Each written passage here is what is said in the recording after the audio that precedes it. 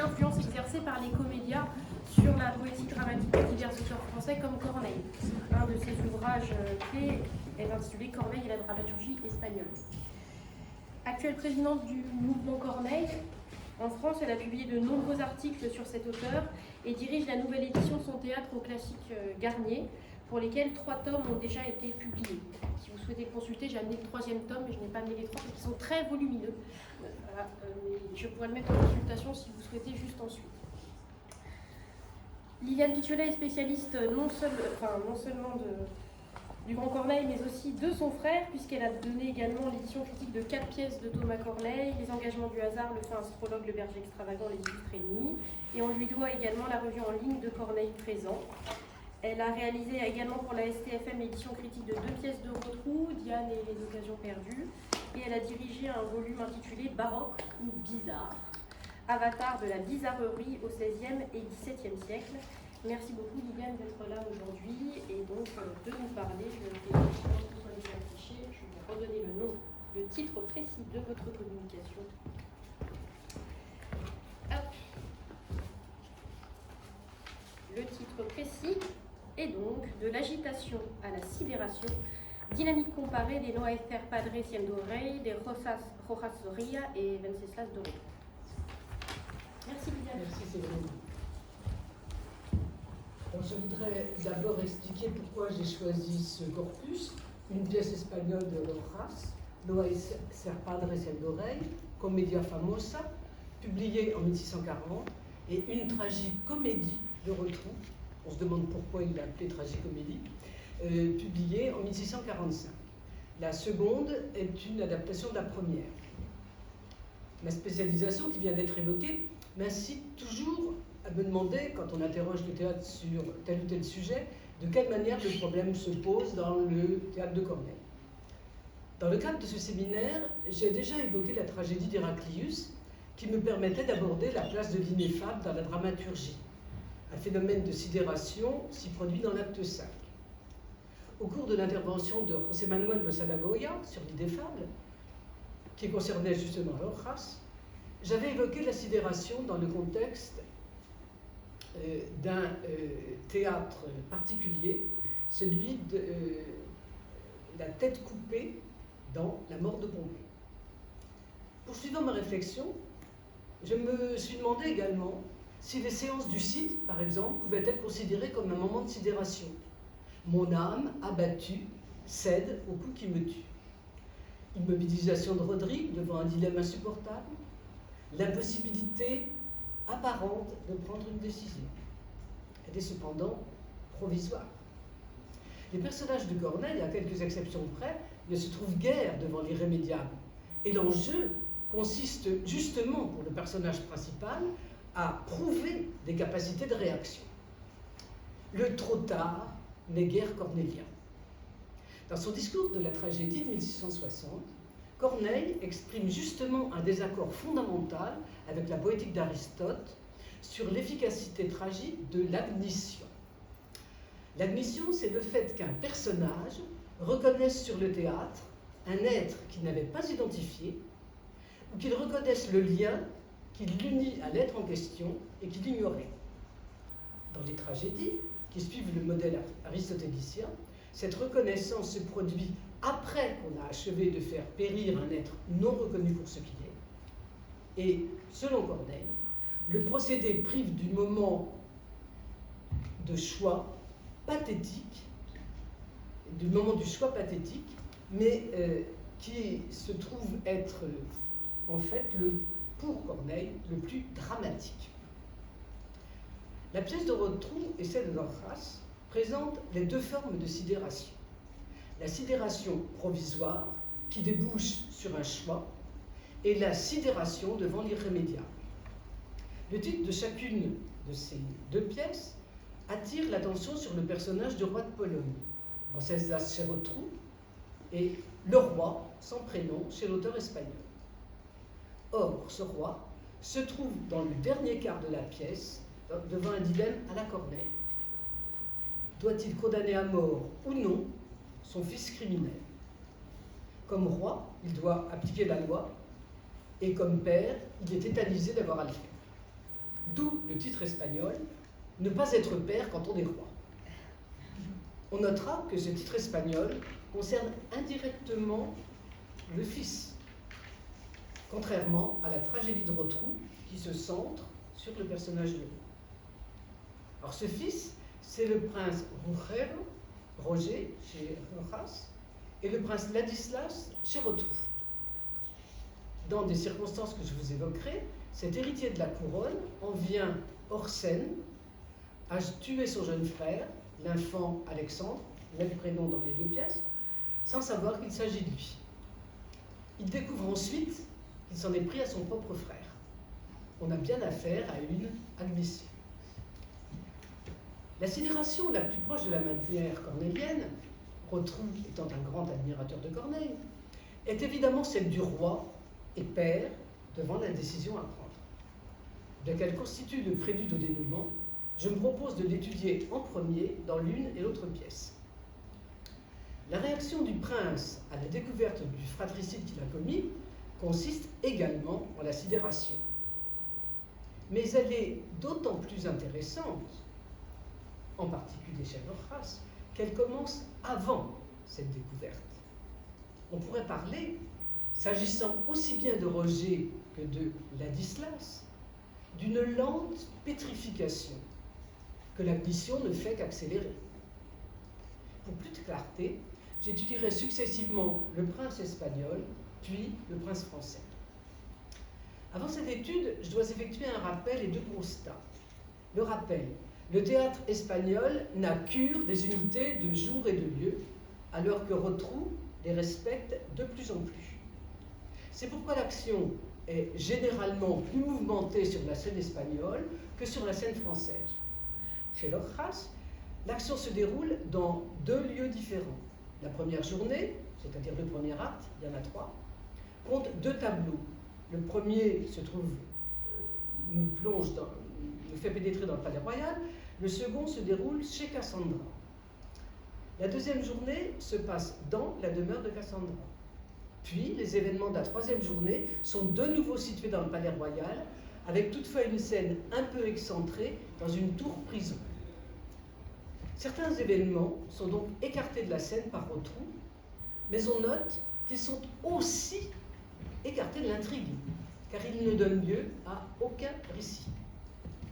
Cette élimination est assez lourde de conséquences dans la perception du prince. Malgré les titres, le prince peut en effet être considéré comme le personnage central des deux pièces. Deuxième constat, sorte de corollaire à cette suppression de scène. Rotrou a ajouté une intrigue secondaire et je vais vous l'évoquer. Alors, cette intrigue secondaire, c'est le fait que le roi de Pologne a non seulement deux fils, mais une fille, et que cette fille éprouve des sentiments amoureux pour le général qui s'appelle Duque, qui est simplement désigné comme Duque, donc duc, chez Rojas, et qui est désigné comme Frédéric chez Rotrou. Et en quelque sorte, pour remplacer des scènes dans lesquelles on voit le personnage principal, le roi, le frère, eh bien, ces scènes sont remplacées par une intrigue amoureuse rattachée. Ce qui fait que, bien entendu, du côté du drame intérieur, on est un petit peu frustré lorsque on est devant la dramaturgie de Rotrou. Car regardez le nombre de scènes et on se rend compte tout de suite que la pièce ne peut pas être construite de manière aussi intense. Donc le schéma est assez limpide. Les deux frères sont amoureux de la même femme, Cassandra, mais cette dernière aime l'infant Alexandre et non pas le prince. Par ailleurs, un personnage important d'État, grand guerrier, le duc dans la Commedia, Frédéric chez Rotrou, sert de prête-nom à l'infant, ce qui va évidemment être très important pour la suite, vous en doutez. En effet, l'infant n'a pas osé révéler sa liaison avec Cassandra. Alors, très probablement, je sais que les critiques se posent des questions là-dessus, j'ai ma petite idée. Je pense qu'il ne le fait pas parce que le prince héritier doit se marier avant l'enfant, avant le cadet. Donc Rotrou a donné une sœur au prince et à l'enfant. Elle s'appelle Théodore. Il lui a attribué des sentiments pour Frédéric. Ces sentiments sont partagés. Je vais donc vous parler maintenant de la sidération du roi de Pologne dans les deux pièces. Qu'un roi puisse être amené à punir son fils constitue en quelque sorte un topos de la morale politique. La grande figure romaine de Manlius privilégie la loi et le consul fait exécuter son propre fils pour avoir désobéi. Le roi de Pologne, Venceslas, il s'agit historiquement de Venceslas II, mais l'allusion historique n'est pas exploitée du tout par Rojas. Le roi Venceslas de Pologne se trouve confronté à la même situation que Manlius. Les choix de l'auteur espagnol et de l'auteur français ont différé dans la peinture qu'ils offrent de ce souverain avant le moment décisif. De l'image qu'on a de lui semble dépendre la douleur qu'on imaginera être la sienne quand il apprendra qu'un de ses fils est le meurtrier de l'autre. Cependant, il s'agit non seulement d'endurer la mort déjà survenue d'un des deux fils, mais de devoir lui sacrifier le second, qui est son meurtrier. Dans la Commedia, le roi déplore la conduite du prince héritier Roger. Alors qu'il apparaît lui-même comme un vieillard, il reproche à Roger de ne pas se comporter avec le sérieux et la vertu d'un prince héritier. Par sa faute, il dit se trouver privé des deux appuis dont il aurait besoin, vu la fragilité que lui cause son âge. Roger se comporte brutalement avec tout le monde. Avec son père, auquel il manifeste sa hâte de prendre lui-même le sceptre, à l'égard des gens modestes, il ne s'instruit pas, il s'oppose à chaque faveur que le roi veut accorder à quelqu'un. C'est pourquoi l'on garde l'impression que le roi préfère Alexandre, toujours obéissant, toujours modeste, toujours humble. D'ailleurs, alors que ses deux fils, au début de la pièce, ont commencé à se battre à l'épée, il retient Roger pour une admonestation, mais non pas l'autre. En fait, c'est pour défendre le duc qu'agressait Roger qu'Alexandre a sorti son épée. Alors ce duc, non seulement c'est un grand général, mais il est aussi le favori du roi. Pour avoir des fils, on peut avoir aussi des favoris dans sa cour. Obligé de réprimander aussi Alexandre, le roi le fait, mais brièvement et en disant à part « Hai, hijo del alma », hélas, fils de mon cœur. À part encore, il dit apprécier l'humilité du plus jeune. C'est donc celui de ses deux fils qu'il aime le plus qui est tué par l'autre. Au contraire, chez Rotrou, le prince héritier est celui que préfère le roi, en dépit de ses défauts. Il ne s'adresse à l'autre fils et il ne parle de lui qu'en l'appelant l'enfant, tandis que Ladislas a droit à son prénom ou à l'appellatif « mon fils ». Le roi lui dit presque sa préférence irraisonnée pour lui en évoquant l'ascendant qu'il a sur le peuple malgré ses défauts.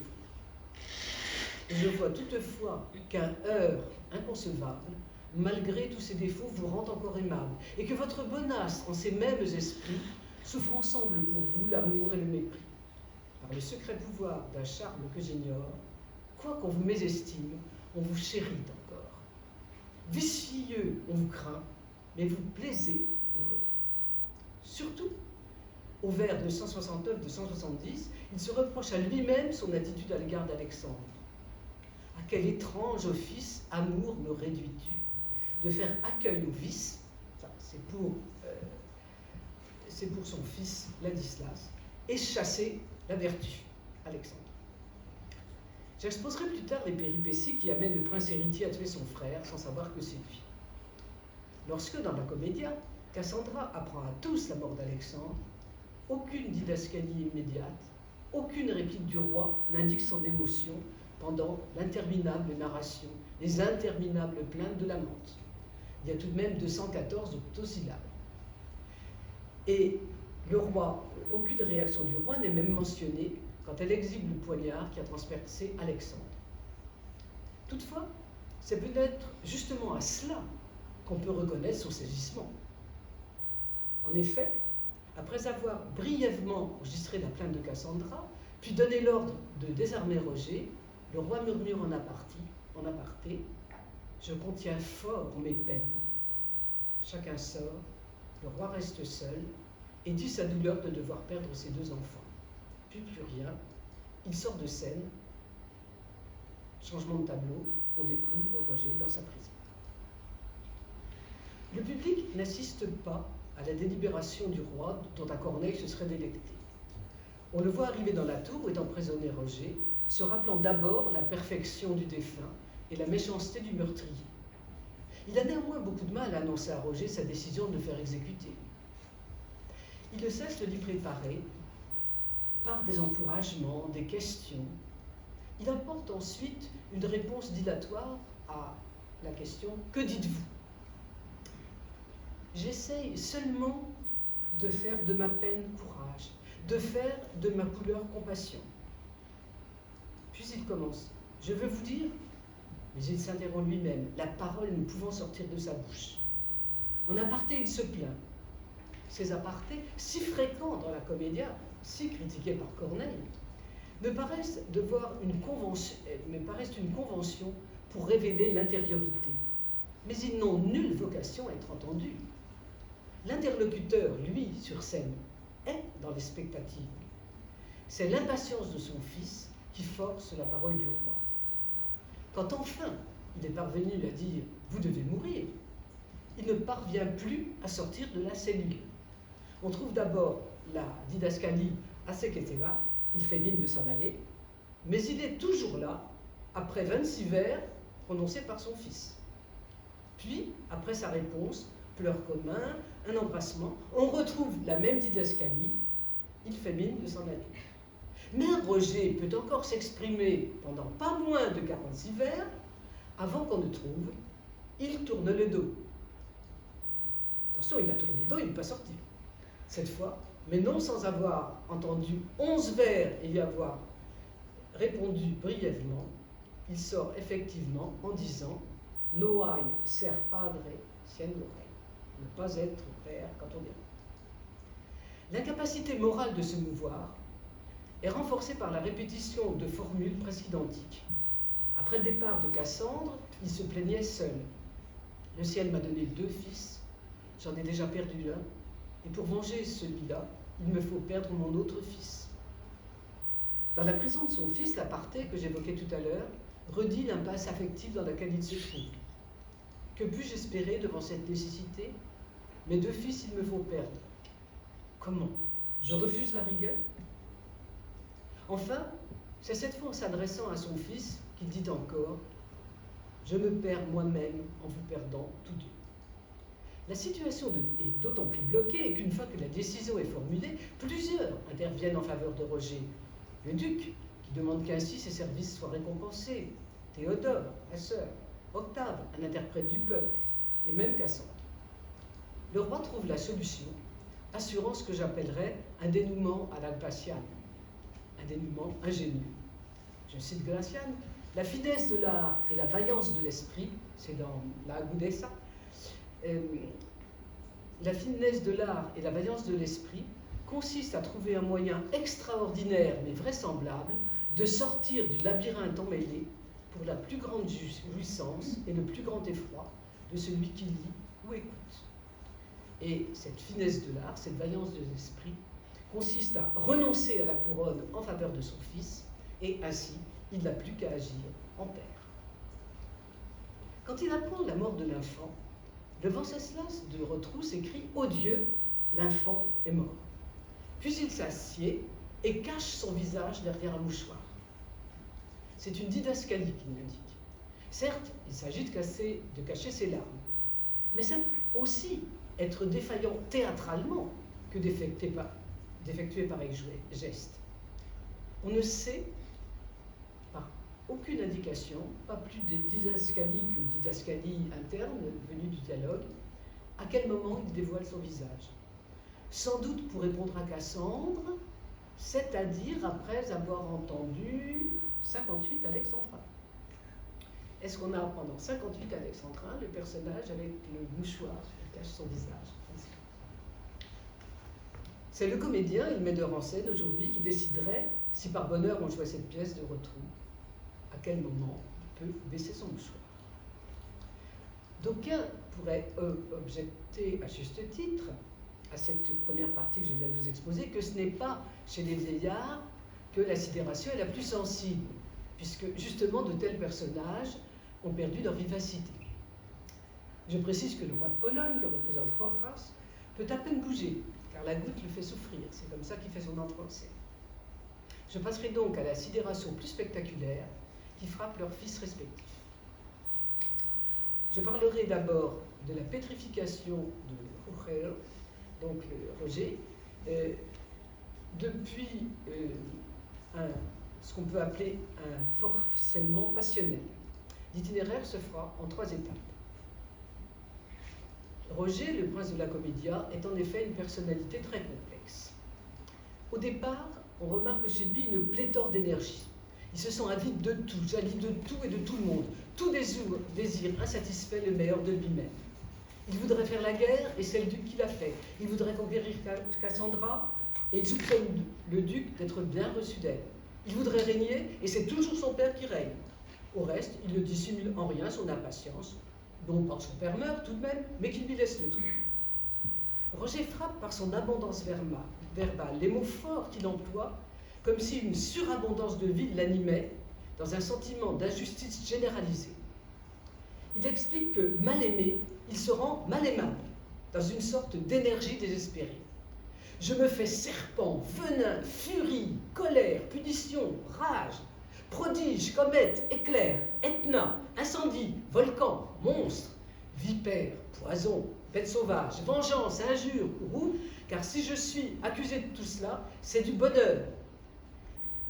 Et ce sera encore mieux si je dois subir punition des délits de tout le monde. Cependant, Roger aime son cadet. En aparté, il se réjouit de ce que son père l'ait empêché de se battre en duel avec lui. Il s'en veut de la colère qui l'emporte sans cesse contre l'enfant. Et alors, il n'a qu'une envie, le prendre dans ses bras, comme le lui demande leur père. Il s'en empêche. Il ne sait où il en est, l'agitation de son cœur étant extrême. Mais il se dit à lui-même, que puis-je bien attendre, si même ce que je veux, je ne le veux pas. Mais il enfouit sa tendresse au fond de son cœur. Il ne donnera pas de signe de faiblesse à autrui. Roger apparaît finalement comme un adolescent mal dans sa peau et agité.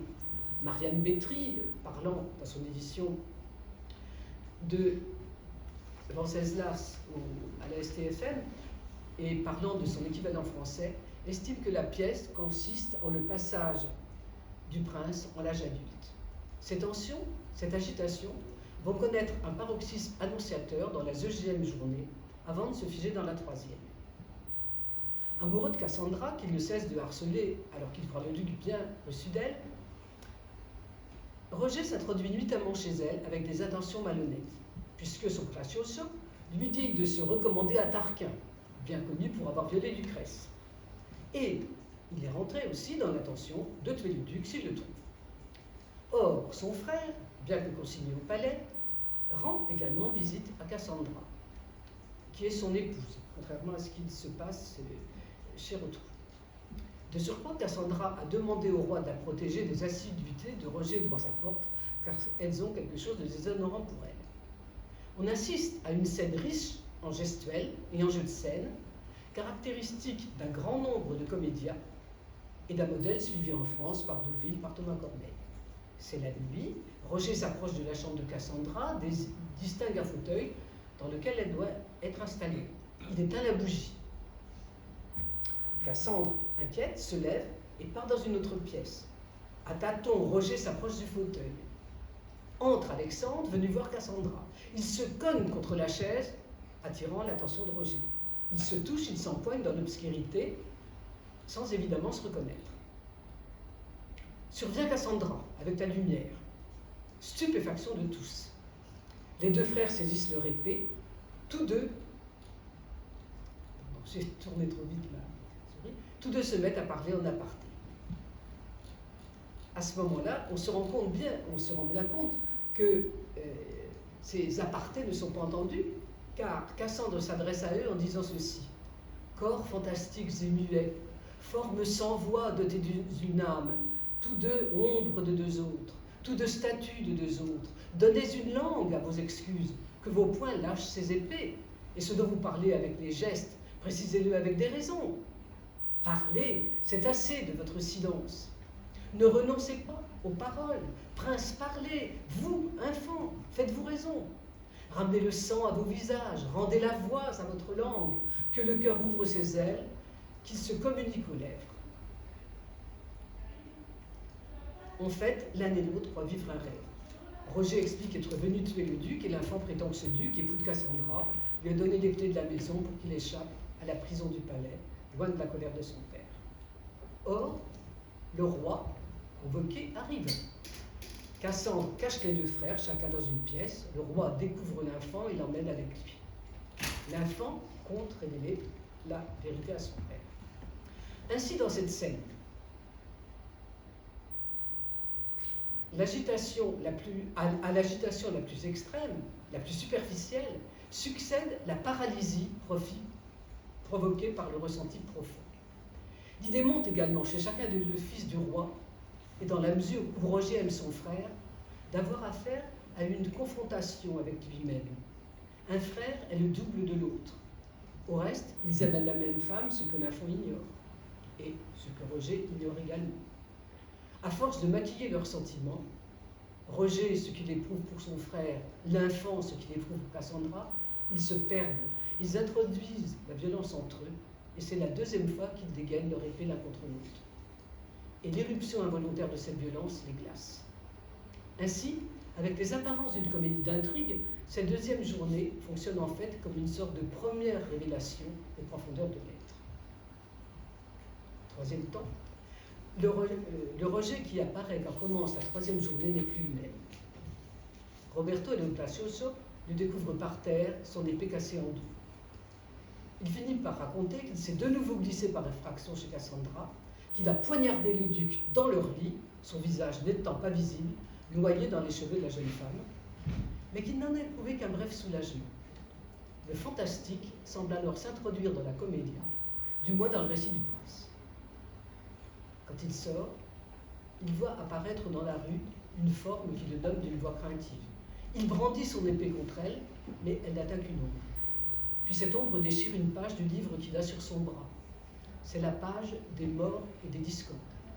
À la question « Qui es-tu ?», la forme répond qu'elle est le prince Roger et se défait de sa cape pour laisser apparaître un squelette. Roger s'évanouit.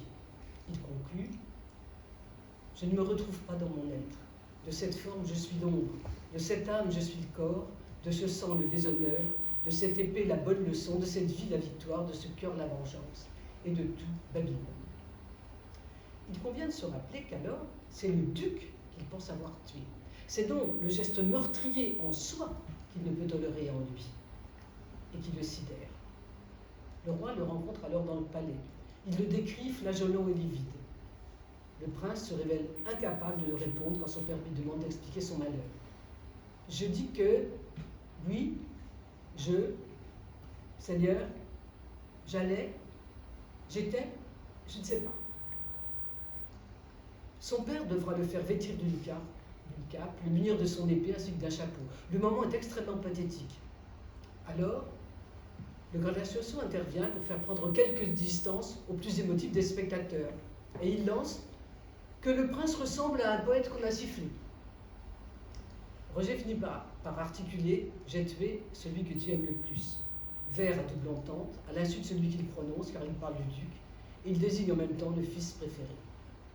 Roger, à ce moment, est saisi, inaccessible à ce qui l'entoure, parce qu'il est hanté, happé par la vision qu'il a eue de cet autre de lui-même qui a disparu. Mais lequel ? Celui qui aspirait à l'amour de son frère ou l'autre ? Arrive alors le duc, saisissement de Roger, qui dit qui dit d'un discours tout bas, todo soy hielo, je suis tout de glace. Son père le décrit confus, je reviendrai sur ce terme à propos de Rotrou, et de marbre vivant.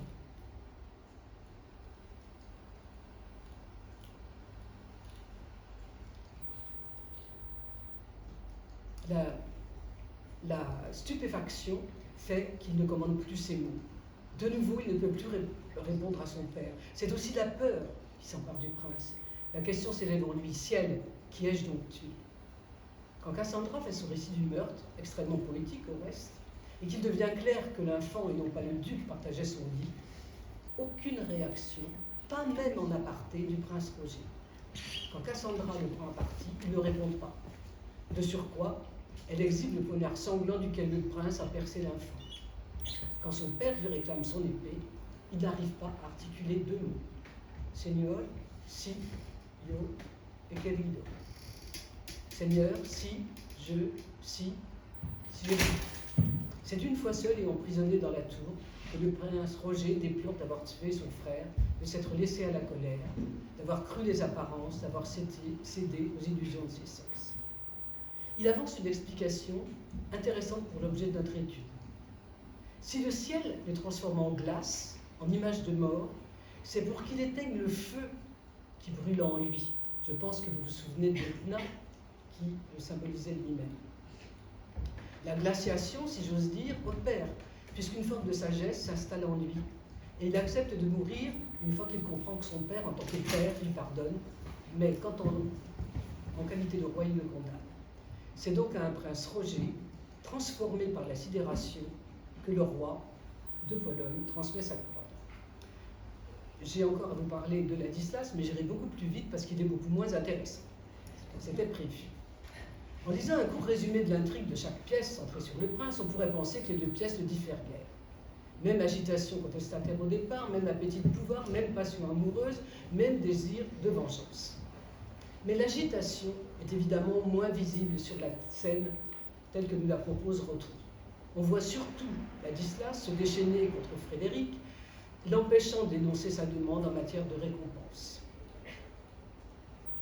On le voit en colère sans cesse, furieux, sortir de scène, furieux. Et en fait, c'est surtout dans le récit qu'il fait de son état, avant d'aller commettre le crime, qu'on mesure la frénésie dont il est saisi, mais juste avant le meurtre. Alors vous avez des verbes comme transporter, révolter, je fais retirer mes gens, je m'enferme, je me dérobe, je gagne la rue, j'escalade des murs, je descends sous l'escalier. Mon courage irrité, la fureur m'emporte, je cours, j'éteins la lumière. Il y a une surabondance de mouvements, évidemment, dans le récit, et non pas de mouvements visibles. La colère stimule tous ces mouvements.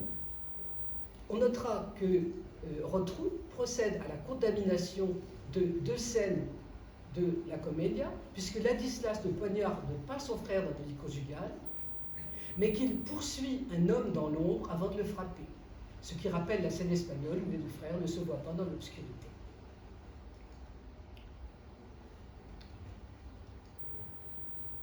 Rotrou, en fait, s'intéresse assez peu au sentiment de Ladislas pour son frère, et son intériorité paraît beaucoup moins tourmentée. Il n'est pas écartelé entre un moi aimant et un moi haineux. Après le meurtre, il n'est pas victime de cette hallucination de Roger qui consistait à voir son double et qui expliquait en quelque sorte la prostration de son esprit et de son corps par une remémoration du moment vécu qui les rendait indisponibles pour tout ce qui entourait. Surtout, la pâleur et l'immobilité sont en partie attribuées à une perte de sang, car Ladislas a été blessé au bras, ce qui fait que sa pâleur, sa faiblesse, sont peut-être en fait surtout un effet physique. Alors il y a tout de même, bien sûr, la surprise au moment où apparaît celui qui l'a cru tuer, et à ce moment-là, il perd ses mots, mais d'une manière générale, Rotrou lui prête beaucoup plus de facilité pour parler que Horace n'en donne au prince de la Commedia. Et lorsque Cassandre révèle que c'est l'enfant qui était poignardé, elle a beau prouver la culpabilité du prince par son saisissement, ce geste encore, Seigneur, se maintient interdit, ce visage effrayé, ce silence le dit. Néanmoins, quand Venceslas demande « Contre ces charges, prince, avez-vous des défenses ?» Ladislas parvient à s'expliquer dans une réplique de 28 vers. Une minute de conclusion. Rotrou n'est pas considéré comme le plus classique des auteurs français.